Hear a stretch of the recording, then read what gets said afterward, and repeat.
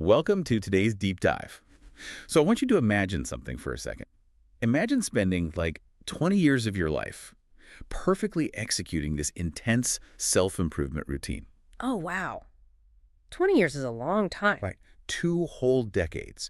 You cut out all your vices, you meditate every single day to calm your mind, and you operate with just absolute, unshakable moral integrity. And you're probably giving away your time, your money, unconditionally. Exactly. You dedicate 20 years to doing everything quote-unquote right.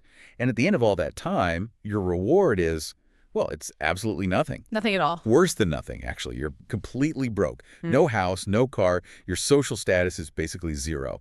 And to top it off, the people who did none of that internal work, the ones cutting corners and just chasing money, they are living lavish lives and openly laughing at you. I mean, that is just the ultimate crisis of faith. And I don't just mean religious faith, but faith in the whole idea of effort itself. Yeah, exactly. Because, we're conditioned from birth to believe in this fundamental equation. If you put in the hard work, you get the visible reward. When that breaks down, it can completely shatter your worldview. And that exact crisis is what we're unpacking today. Our single source for this deep dive is a really fascinating 2018 text. It's titled The Ancestor of Buddha's Revelation by Feng. It's such a unique text, too. It really is. It reads like this incredibly raw theatrical dialogue between a completely burned out spiritual seeker and the supreme ancestor of Buddha. But I want to be clear, we aren't just looking at this as some niche religious document. No, definitely not. The mission here is to explore this massive universal collision, that violent crash between our internal self-improvement and the external material rewards we secretly expect the universe to just hand us. Right, because the goal today is to see if we can extract a radical framework from this text to redefine what success actually looks like for you. Yeah. Because whether you're an entrepreneur grinding away on a startup that just isn't gaining traction, or an artist writing a novel no one will publish, or just someone trying to be a decent human in a world that rewards ruthlessness, you are going to recognize yourself in this seeker. Okay, let's unpack this, because this frustration is literally bleeding off the page. So the seeker, Feng, comes to the Buddha after 20 years of grueling internal work. Mm-hmm. And the text gets really specific about his methods. Oh, it lists them all out. Yeah, he's actively calming his mind, stopping his desires, operating with total integrity.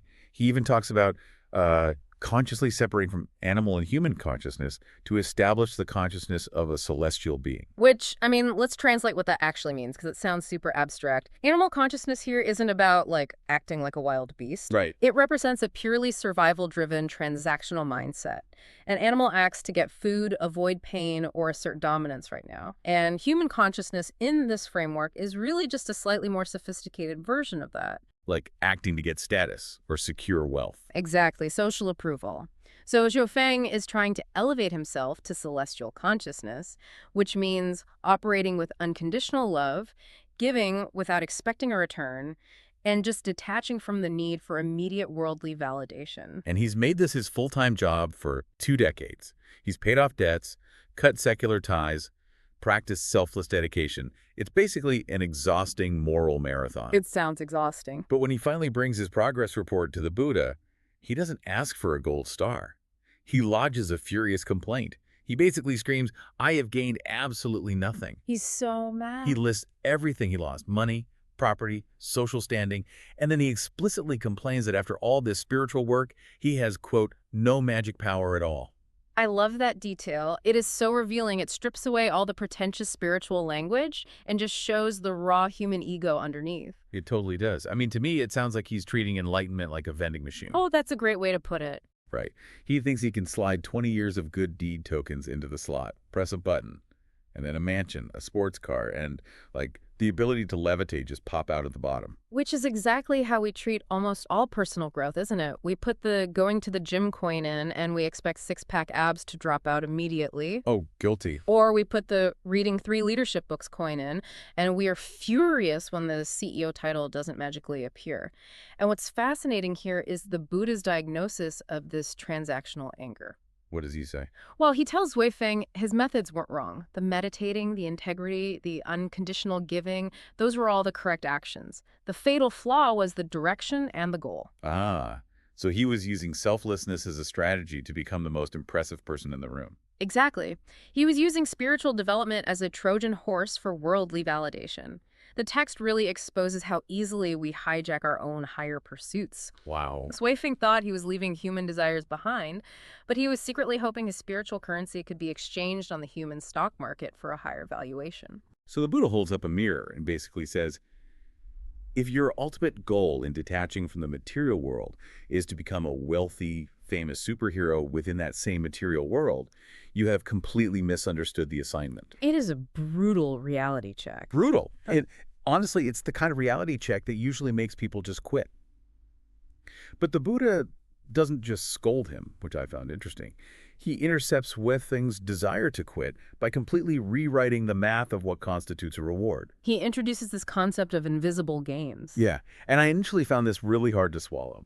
The Buddha argues that avoiding negative outcomes is actually a massive positive gain. Right. He points out to Sui Feng that for the past 20 years, he has been practically free from illness and disasters. And then he drops these staggering global statistics to force a perspective shift. Like what? He reminds the seeker that roughly 800 million people are currently suffering from severe illness, and about 600 million people die abnormally or tragically. And he goes beyond the big disasters, too. He lists out the boring, mundane blessings of Shuifeng's daily life. The stuff we completely ignore. Exactly. He points out that Shuifeng sleeps soundly without insomnia. He never has to worry about thieves because he doesn't hoard things that need a security system. That makes sense. And he's surrounded by what the text calls pure confidants.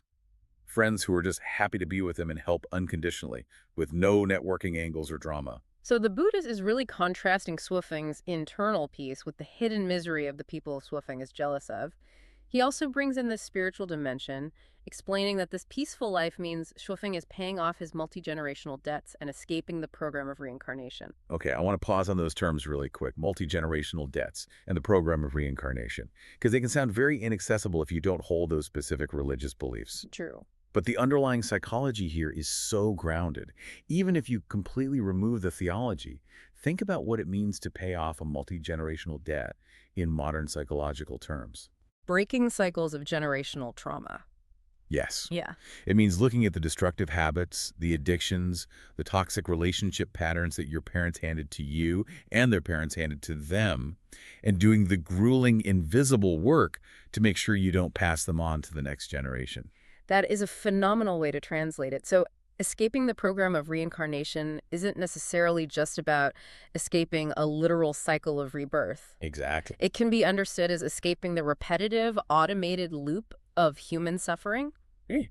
The rat race, the hedonic treadmill where you get the promotion, feel happy for a day, and then immediately start stressing about the next promotion. Yep. Sui Feng has stepped off that agonizing treadmill, and he doesn't even realize what a profound achievement that is. But, okay, I have to push back on this whole concept of invisible gains on behalf of you, the listener, because when I read this part, my cynical alarm bells started ringing loudly. Oh, I bet. If someone comes to me and says, I worked for 20 years, I'm completely broke, everyone's laughing at me, but hey, at least I slept okay last night and wasn't robbed, I mean, I'm going to think they're in deep denial. It sounds like coping. It sounds like the ultimate cosmic version of sour grapes. You fail at the game of life, so you just lower the goalposts until your failure technically counts as a success.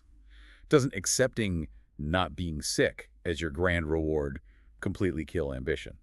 If we connect this to the bigger picture, it only sounds like coping if you view it through the lens of a culture obsessed with visible accumulation. Okay, fair. The Buddha isn't telling Sui Feng to lower his standards or kill his ambition. He's pointing out this well-documented psychological blind spot that causes immense human misery. We suffer from a severe blindness to absence. Blindness to absence. Give me an example of how that works in practice. Okay, think about a terrible migraine headache. When you have a migraine, the pain is absolute presence. It consumes your entire reality. Oh, totally. You can't think about anything else. You pay any amount of money, make any deal, just to make it stop. All you want in the entire world is to return to your normal pain-free state. Right. But when the headache finally breaks and you wake up the next morning feeling totally fine, you never pause to celebrate it. You don't walk into the kitchen and shout, "The sheer bliss of not having a throbbing skull is intoxicating." No, you just immediately go back to worrying about your emails or your bank account. Exactly. We take the baseline of health and peace entirely for granted, and then we measure our success only by what extra things we can pile on top of it. That is frustratingly accurate. I mean, I only ever notice my lower back when it acts up. The other 350 days of the year, my healthy spine practically doesn't exist to me. Right. So the Buddha is arguing that a balanced life, deep peace of mind, sound sleep, pure friendships, the absence of constant anxiety, these are not consolation prizes for failing to get rich. They're the primary wealth. Yes. To write off a healthy, drama-free life as sour grapes is to severely devalue the exact state of being that all those stressed-out, wealthy people are secretly desperate to buy with their money. Wow. Okay, so the ambition isn't dead, it's just properly calibrated. Yeah. The goal is to decouple your internal peace from the external result. Exactly. Okay, logically that makes sense. Yeah. But what makes this text so brilliant is that logical sense is clearly not enough. Xuefeng hears all these statistics. He hears the argument about invisible blessings. And he still isn't satisfied. The stubborn human ego strikes again. It refuses to die. Xuefeng basically says to the Supreme Ancestor, "Thank you for the profound teaching, but I still feel totally empty." He's just so honest. He really is. He confesses that when he looks over the fence at his wealthy friends, the envy still burns. He admits he lacks the practical achievements to feel confident, and he's losing the will to keep walking the path. Yeah. And I love this moment because it proves you cannot logic your way out of deep, primal envy. The Buddha recognizes that giving him more data about global illness just isn't going to work. Right. Here's where it gets really interesting, because the Buddha observes that Xuefeng is still trapped inside this temptation maze of human society, where success is only defined by what you can display. So what does he do? To break him out of this maze, the Buddha pivots completely. He tells Xuefeng to stop looking at human society and look at nature, because nature contains the actual blueprint for how the universe processes growth. He introduces two powerful biological metaphors to explain the concept of timing. The first metaphor is botanical, right? Yeah. The Buddha asks Xuefeng to consider the life cycle of a fruit tree. Yes, the fruit tree. The tree spends an enormous amount of time budding in the spring, growing leaves, developing branches, eventually flowering. That entire gestation period takes months, sometimes years. It's a huge investment of time. But the actual time of maturity, that moment the fruit is suddenly ripe, sweet, and ready to be picked, is incredibly short compared to the waiting. The ratio of invisible work to visible reward is massively skewed toward the invisible work. But it's the Buddha's second metaphor that really shatters this thing's perspective. The ewe and the lamb. Right. He tells him to observe a pregnant ewe giving birth. He asks Xuefeng to imagine the experience of that lamb while it's still developing inside the mother's womb. Because from the lamb's perspective, its entire universe is confined, dark, and restrictive. It has absolutely no concept of the outside world. None at all. It doesn't know what grass is, or sunshine, or that a vast pasture is waiting for it. Exactly. And if the lamb possessed human consciousness, it would be terrified and furious. Yeah. It would feel crushed by its environment. You would think, I'm putting in all this effort growing my legs and my lungs, and my reward is just being trapped in this suffocating darkness. The universe is unfair. Yes.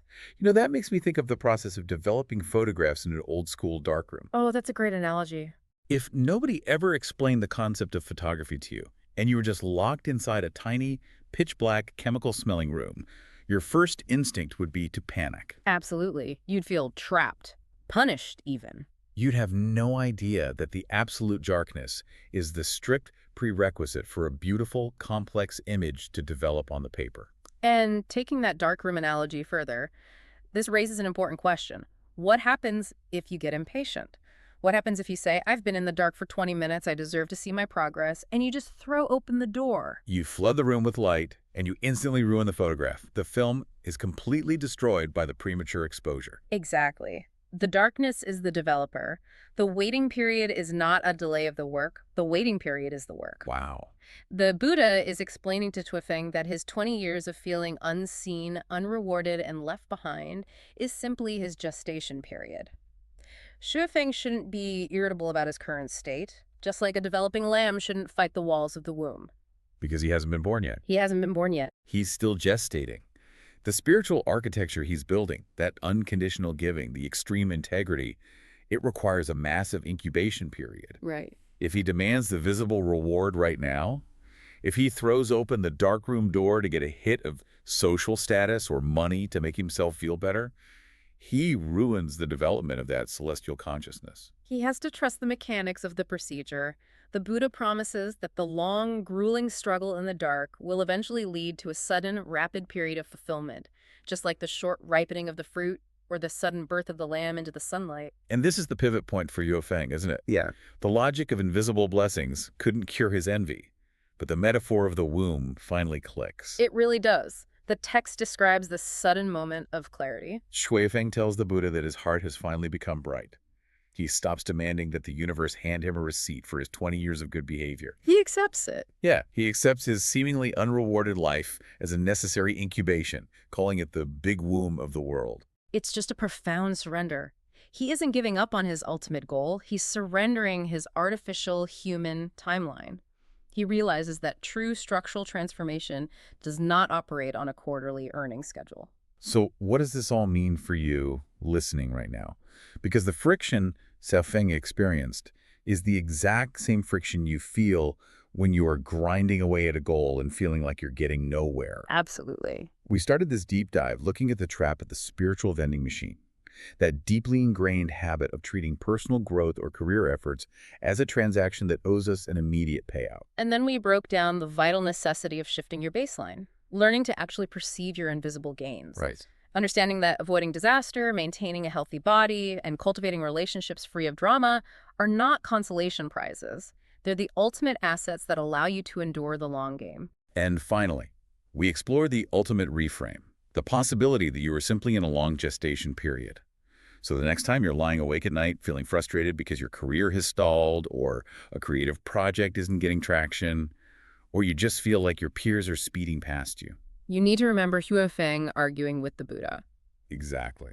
The visible manifestation of success is almost always the final, shortest stage of a very long, quiet process of development. The roots have to grow deep in the dark before the tree can support the weight of the fruit. So as we wrap up, I want to leave you with a final thought to mull over as you navigate your week. Apply this concept of the cosmic womb directly to your biggest current frustration. Yeah, ask yourself this. If you were to assume that your current struggles, the exact situations where you feel the most stuck, the most unseen, and the most exhausted by the lack of results. What if they aren't failures? Right. What if they are actually just the dark, quiet walls of a gestation period, preparing you for a reality you do not yet have the eyes to comprehend? How would that change the way you wake up tomorrow morning? Would the panic subside?